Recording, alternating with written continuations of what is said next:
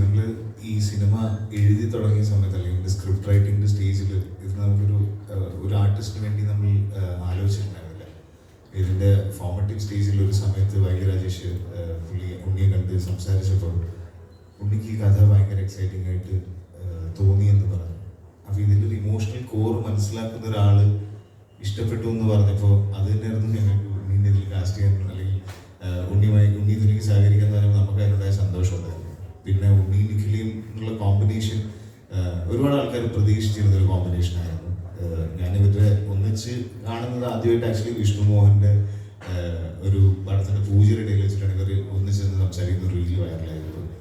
പിന്നെ നിഖിലിനെ എനിക്ക് നേരത്തെ പരിചയം ഉണ്ടായിരുന്നു. അപ്പോൾ ഉണ്ണിക്ക് ശേഷം നിഖിലയോട് സംസാരിച്ചു, നിഖിലേക്കും കഥ വർക്കൗട്ടായി. അങ്ങനെ രണ്ടുപേരും കാസ്റ്റ് ചെയ്യപ്പെട്ടു.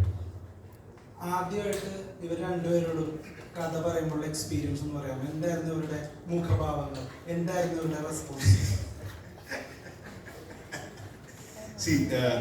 ഈ മുഖഭാവം അങ്ങനെ സ്പെസിഫിക് ആയിട്ട് ചോദിച്ചാൽ എനിക്ക് പറയാൻ പറ്റില്ല. പക്ഷെ ഈ സിനിമ സംസാരിക്കുന്ന ഒരു വിഷയം അത് വളരെ ഇമ്പോർട്ടൻ്റ് ആയിട്ട് നമ്മളിന്ന് സൊസൈറ്റിയിൽ സംസാരിക്കേണ്ട ഒരു കാര്യമാണ്.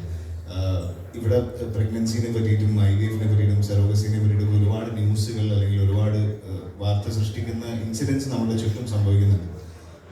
ഇതിനെല്ലാം നമുക്ക് ഒരു രസച്ചരട് മുറിയാതെ നല്ല സ്വീറ്റ് ആയിട്ടുള്ളൊരു കഥയിലൂടെ ആൾക്കാരെ എൻഗേജിങ് ആയിട്ട് കണ്ടിരിക്കുക എന്നുള്ളൊരു ഏരിയയിലേക്ക് എത്തിക്കുക എന്നുള്ളത് തന്നെയാണ്. അപ്പോൾ അത് നമ്മൾ കഥ പറയുമ്പോഴും നമ്മൾ ഡിസ്കഷൻ നടക്കുമ്പോഴും എല്ലാം ഇവരെല്ലാം അവരുടെ പാർട്ടായിരുന്നു. ഉണ്ണിയുടെ സജഷൻസ് ഉണ്ടായിരുന്നു, നിഖിലയുടെ സജഷൻസ് ഉണ്ടായിരുന്നു. അങ്ങനെയാണ് ഈ സിനിമ ഇപ്പോൾ കാണുന്ന ഫുൾ ഫ്ലെജ്ഡ് ആയിട്ടുള്ള ഒരു എൻ്റർടൈനർ, ഒരു happy at the same time emotional ആയിട്ടുള്ള ഒരു സിനിമയായിട്ട് മാറി.